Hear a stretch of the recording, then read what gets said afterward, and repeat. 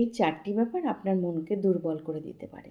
আপনার মানসিক স্বাস্থ্য নষ্ট করে দিতে পারে। ১টি হচ্ছে নিজেকে নিয়ে সবসময় নেগেটিভ চিন্তা করা। আমরা মনে, মনে যে নেগেটিভ কথাগুলো আমাদের মনকে বলি, সেগুলো আমাদের মনের মধ্যে ঝড় তুলে দিতে পারে। নিজের কর্মক্ষমতা নিয়ে সন্দেহ সৃষ্টি করে এবং মনের মধ্যে উদ্বেগ, উৎকণ্ঠা জন্ম দেয়।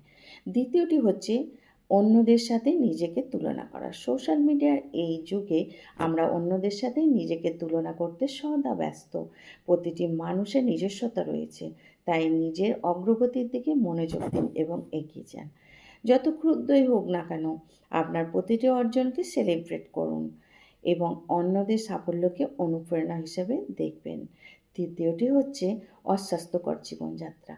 আমাদের শরীর ও মন পারস্পরিকভাবে সংযুক্ত, প্রভাবিত। তাই বাহ্যিকভাবে অস্বাস্থ্যকর পরিবেশ ও জীবনযাত্রা মনকে অস্বাস্থ্যকর করে তুলবেন না। তাই নিজের প্রতি যত্ন নিন।